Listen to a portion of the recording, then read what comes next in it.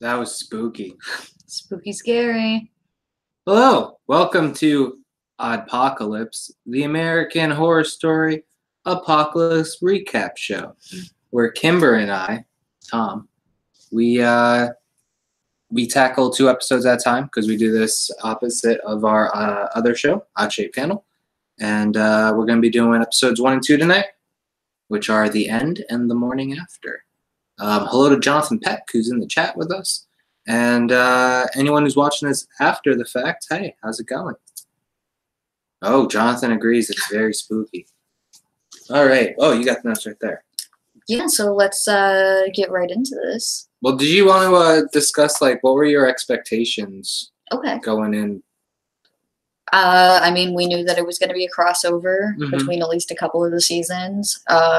We haven't really been far enough into the show to see if any of the stuff that I'm hoping for is going to happen, because I want to see how they're going to handle, like, obviously it's an ensemble cast that has played many characters throughout all the seasons, and I want to see how they're going to deal with multiple characters being played by the same characters and stuff, and how distracting that is, and it could either be really interesting or it could fail, you know? So it's like a hard thing to try to tackle. So that's the thing I'm looking forward to the most. Yeah, I agree. That's exactly what I was. We've gotten 1 or 2, and we'll get into that obviously. But I was kind of hoping for more. But I like what they're doing, so I can't really complain. So now into the first episode.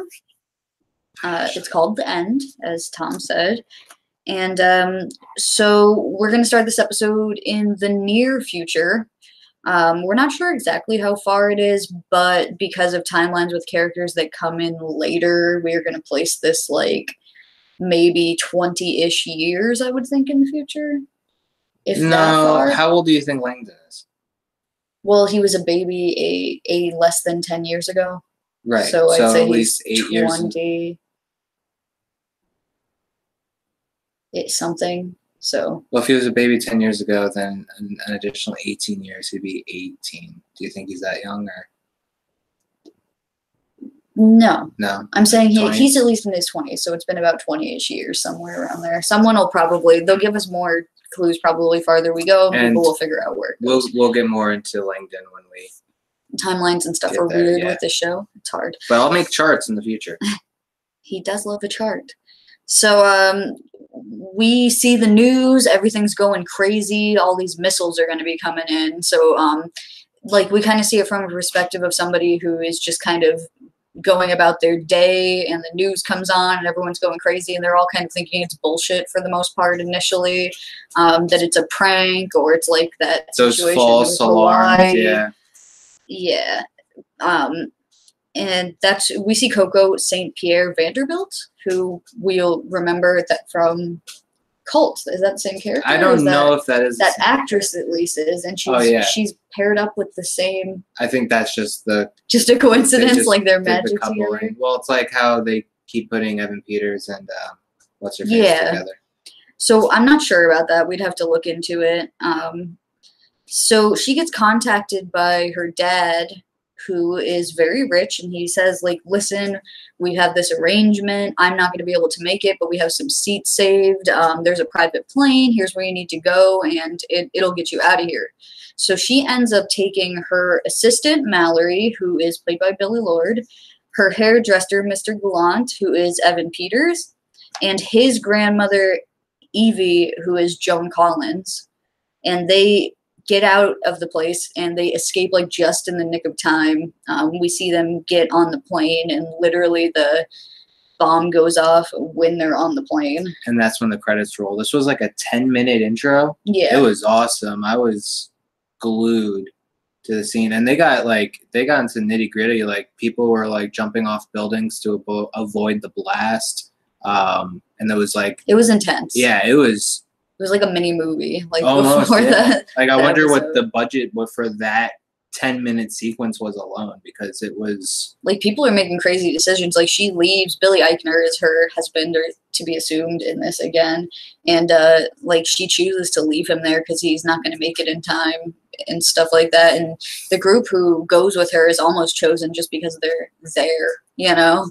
And shout out to the driver. Oh yeah, he was boss. awesome.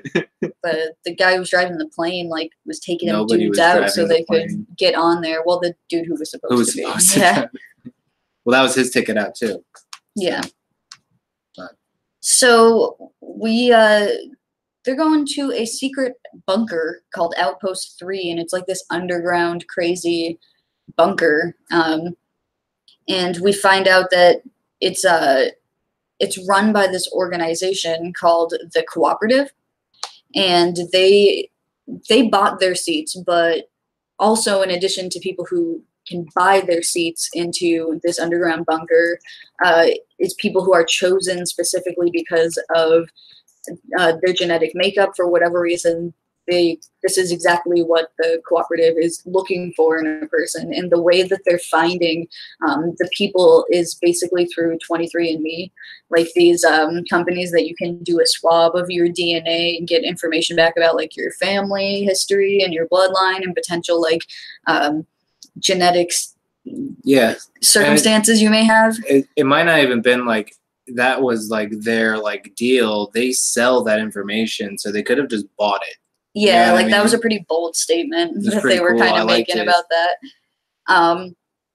So we see a dude get picked up this way. He's Timothy.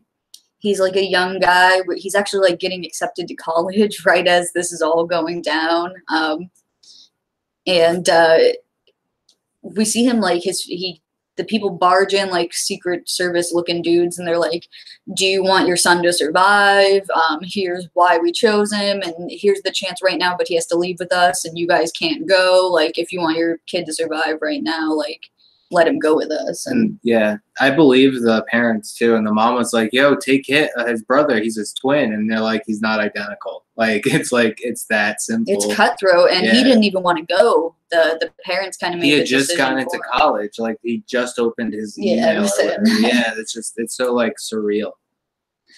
So he leaves his family, and then we see there's this like dark room kind of prison-y looking situation, and he ends up there where he meets another girl named Emily who is also chosen because of her genetic makeup.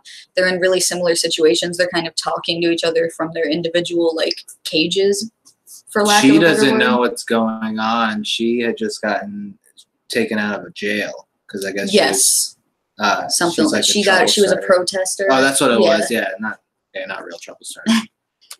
So then we go to Outpost 3, where they meet the people from the first group, as well as Mrs. Venable, who's the person she's like the head of Outpost 3, and her right-hand man, who is Kathy Bates' character in this season. Her name is Miss Mead, I believe, and Venable is Sarah Paulson, by the way.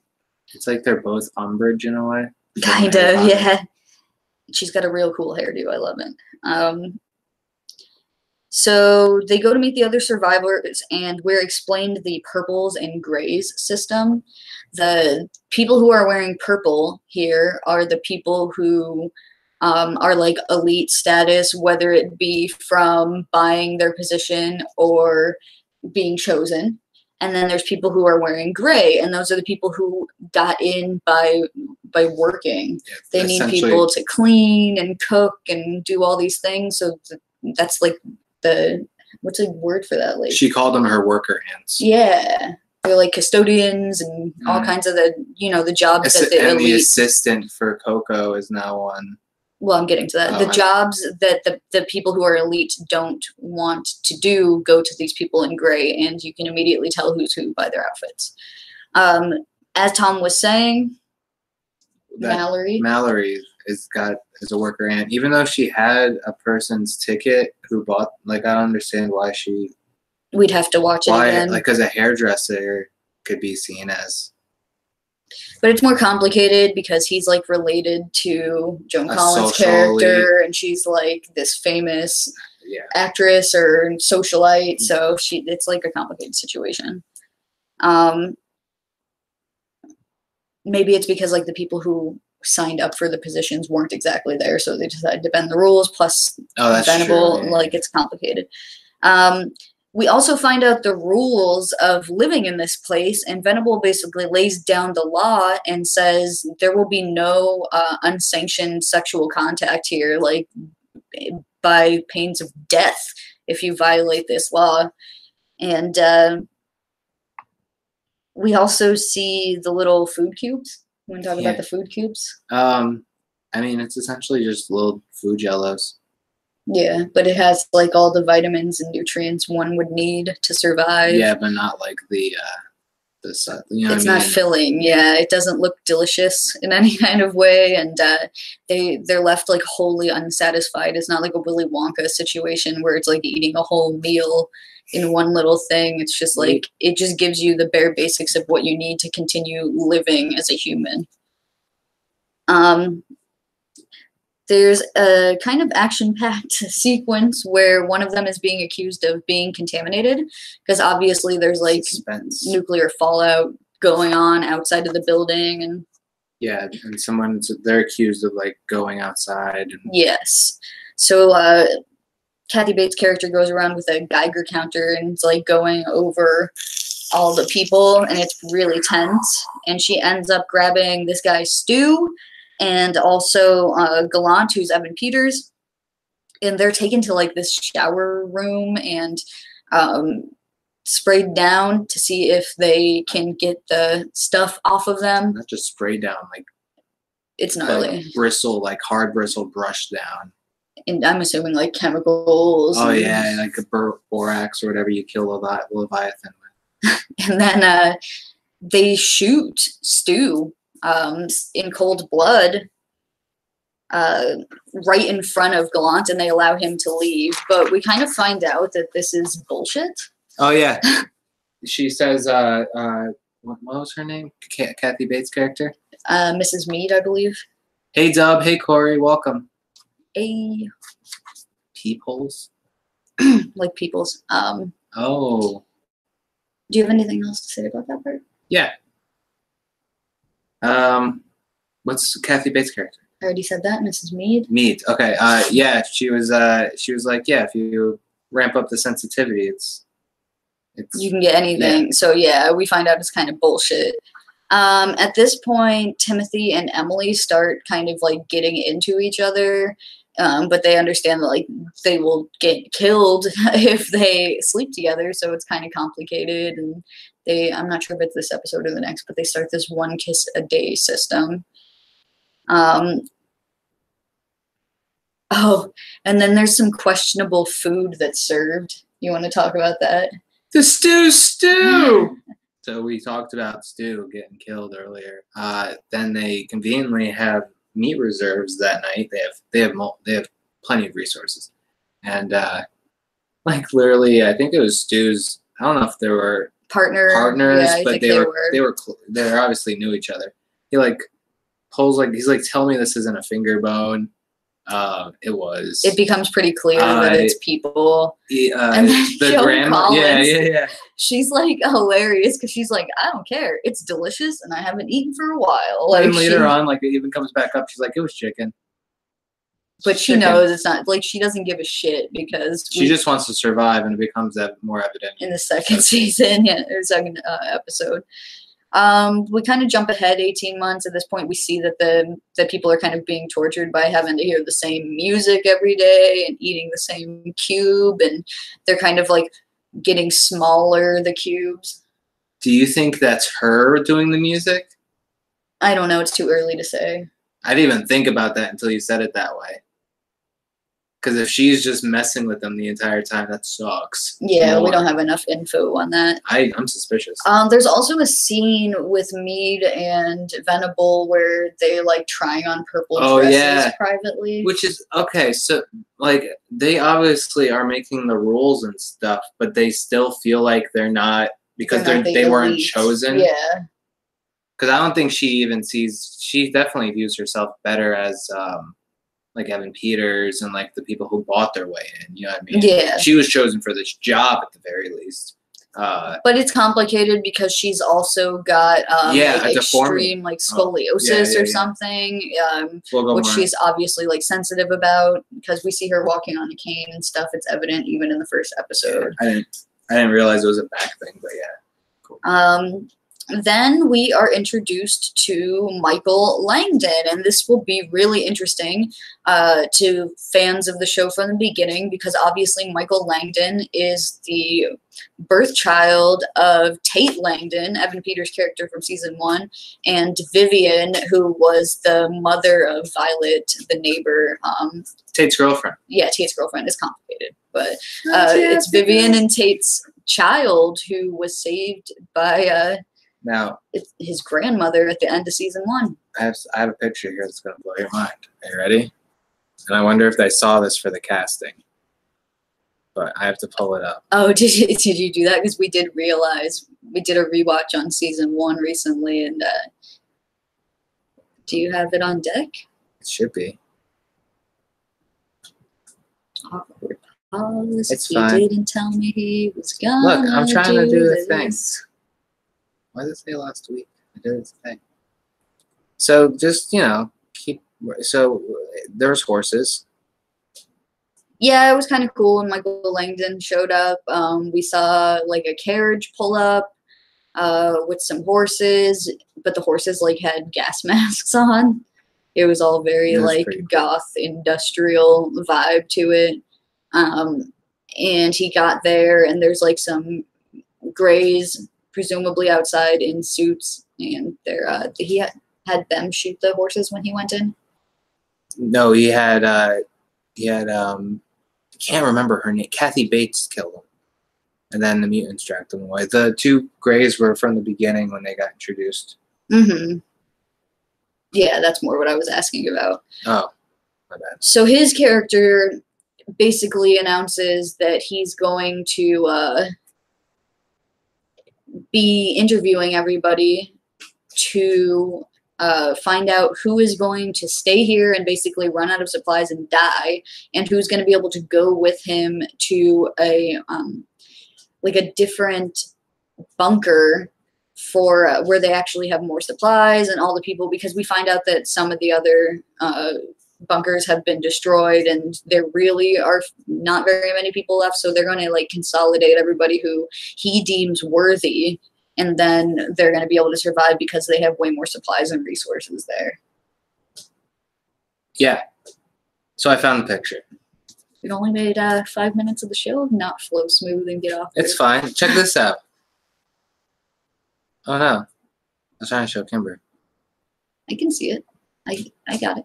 Once you But tell look them at what that. they're looking at. Well, that's little baby Michael.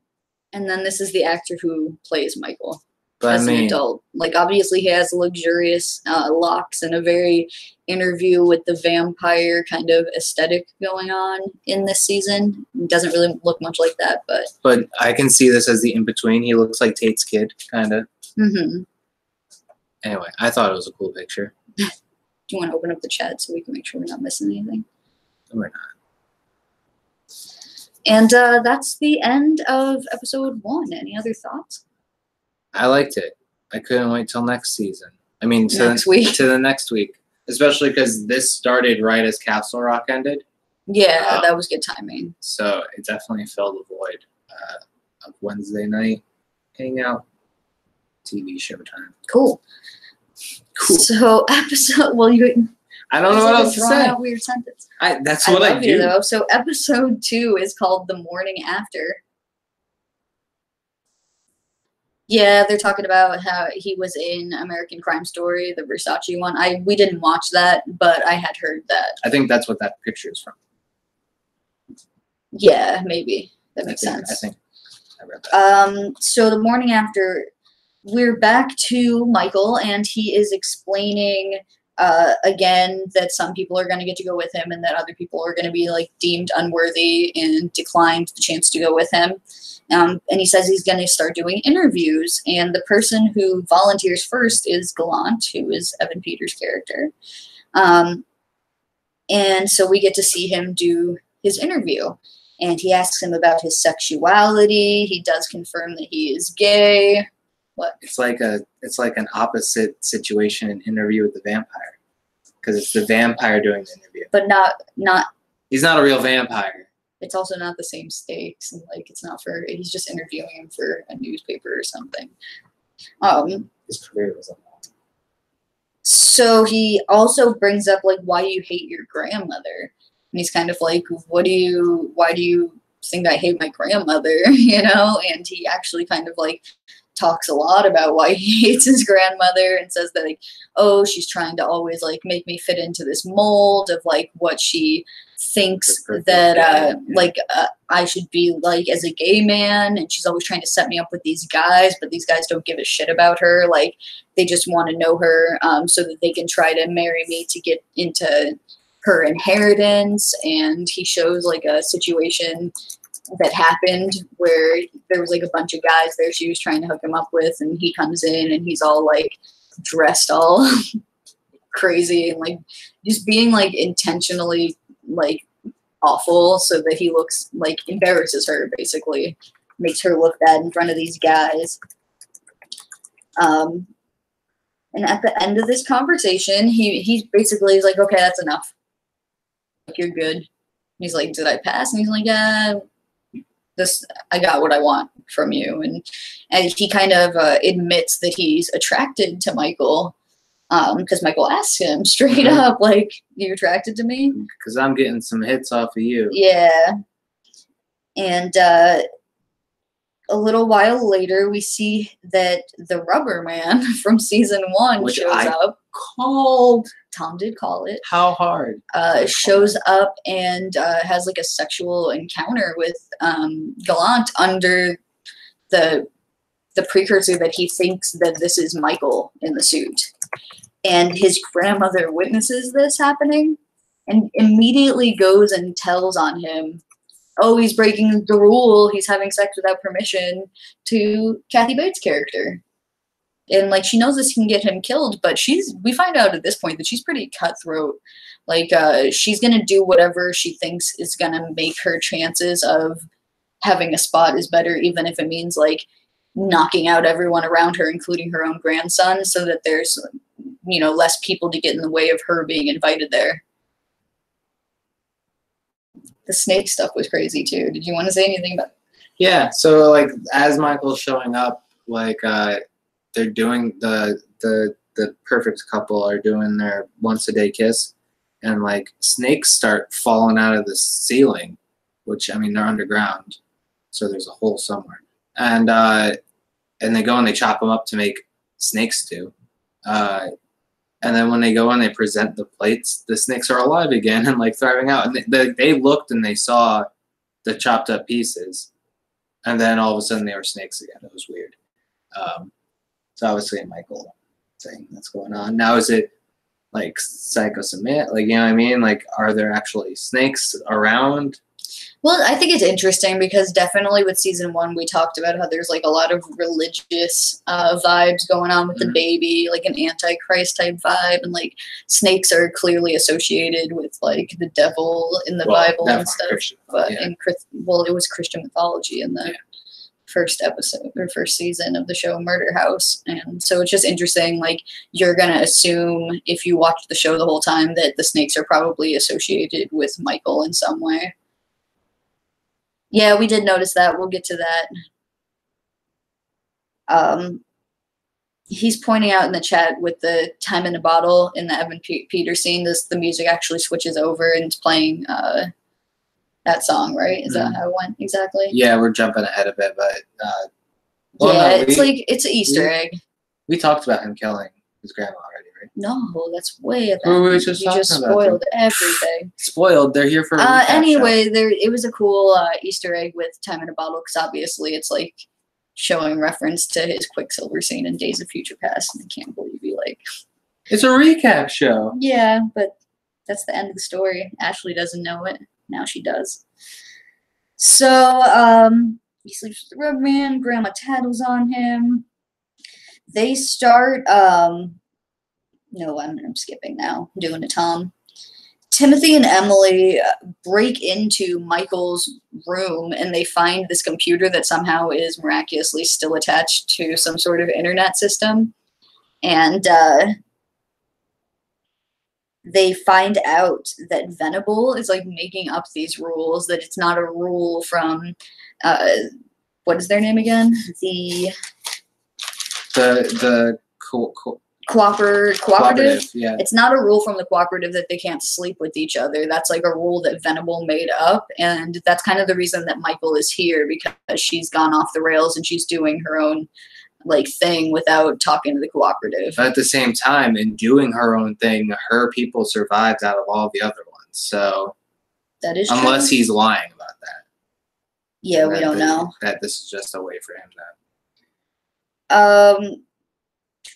Then we have Venable interrogating Gallant about the identity of the Rubber Man, and he won't say who he thinks it is, or he's under the belief that it's Michael, but he doesn't want to tell on Michael, so he's just getting tortured and kind of like into it for some weird reason, and he's not going to give away the identity. And we see him in a scene a little while later talking to Michael, and he's like, "Oh, don't worry, I didn't tell her who you are."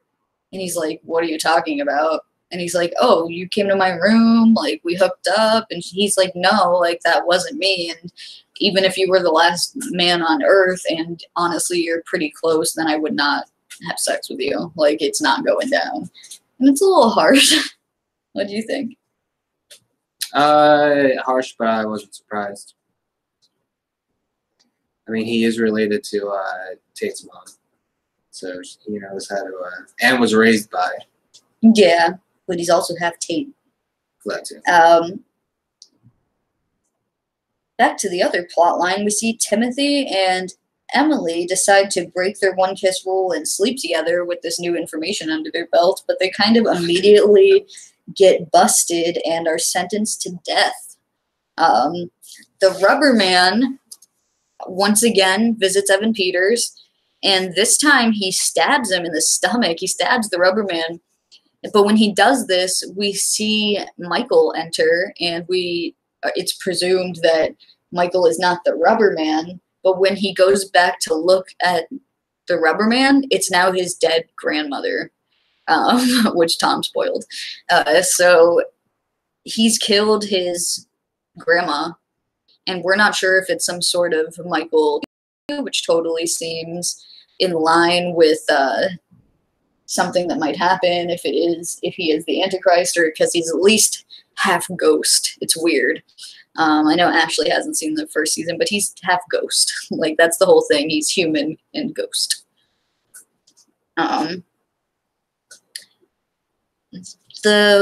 Pretty much the last thing that we see is the scene where they're going to go ahead and kill Timothy and Emily because they're sentenced to death for sleeping together. And Kathy Bates goes in to shoot them, kind of mirroring the scene that they had with Stu and Evan Peters' character. So we're like, we have this vibe, like we know how this is going to go down because we just saw something really similar. And there's a struggle, and he gets the weapon and he shoots Kathy Bates, and it goes like full Alien franchise. And we look, and instead of like blood and gore where the wound is, it's like white liquid and wiring. So we find out that she's not human, like that she's some sort of like android. We don't know. That's where the episode ends. Season 2. Yeah, that's where the episode ends. But it's like she's not organic. You know what I'm saying? It's bits, bioorganic. Yeah, she could be bioorganic. But you said alien. It's not just alien. It's some sort of like machinery. It's Aliens weird. Can be bioorganic. You can't tell. Where's Joe when I need him? Joe's not here right now. Joe, aliens can be bioorganic. Is there anything from this episode that we missed that you wanted to talk about? If I could have time in a bottle. I'm trying to think without wasting time, and it's not working. Exactly like Alien. That was what I was saying, but not like Tom is talking about aliens potentially from season 2. Like maybe. Hey, look, I got the Rubber Man thing, didn't I? Yes, you did. So you're doing great. If I strike out on the next one, it's fine. I'll be tied. Hi, Mavis. Did I forget something, Mavis? She says no.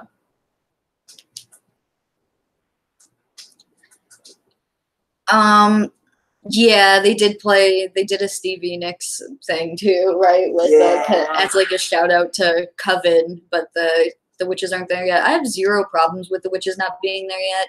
It's only episode 2. It's safe to assume that there's going to be 13 of them because I believe that the first episode or the first season of the show had 12 episodes, and that forward from there, there's 13 episodes every season. That sounds right. So, I'm not worried about them not showing up yet. I'm nervous about what's going to happen when they do show up, and I'm really intrigued with how the show is now, so I'm in no rush for them to get to the part that could potentially get really awkward.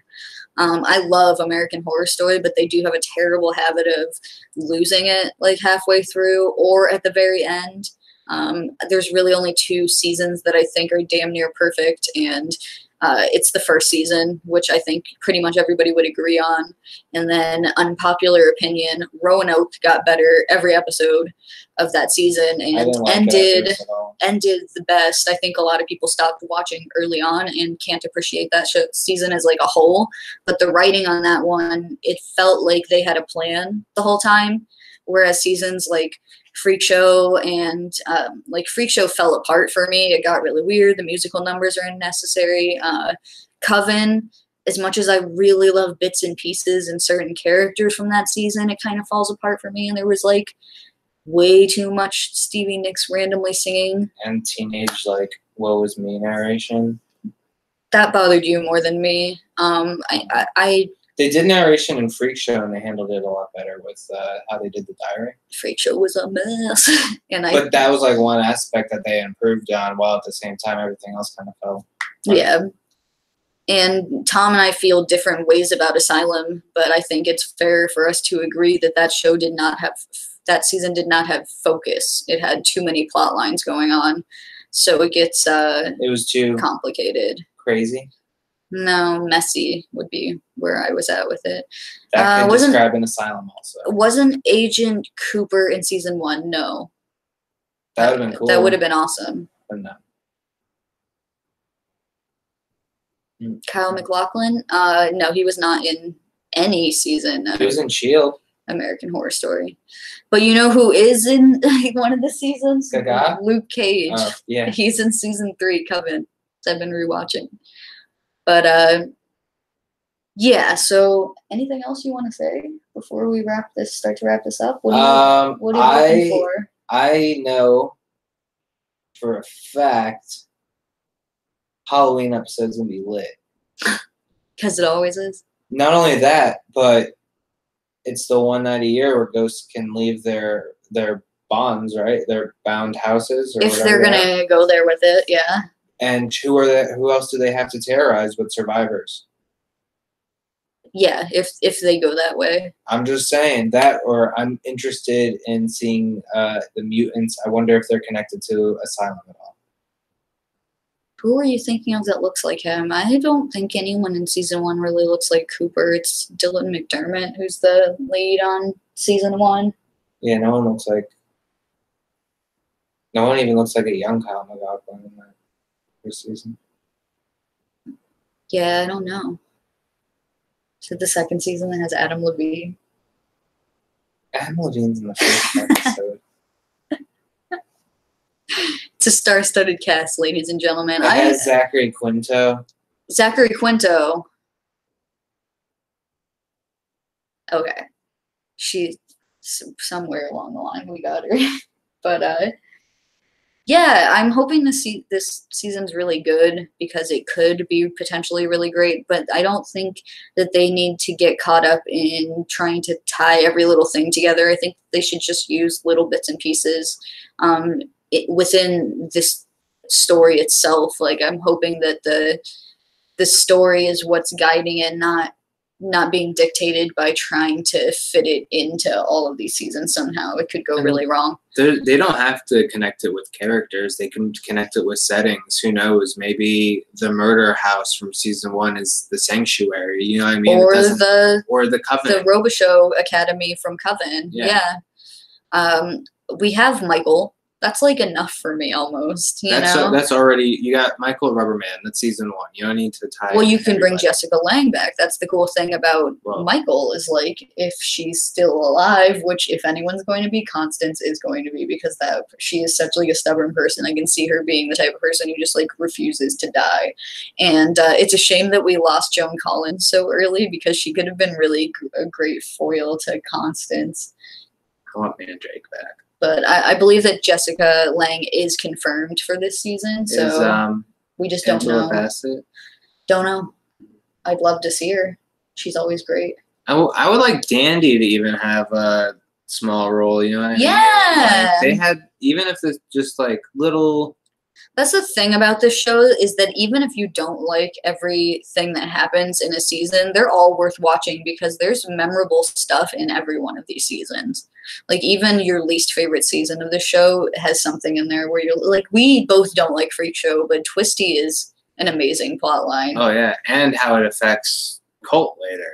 You know what I mean? Like and Dandy was interesting. Dandy was really, he was like an American Psycho-esque character. He was like a pretty boy freak show.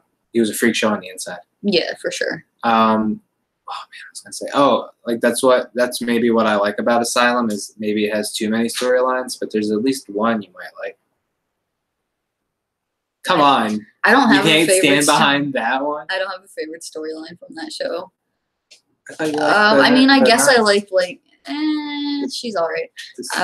I guess I kind of like the Sarah Paulson thing, like mirroring actual things that happened in real life. Yeah.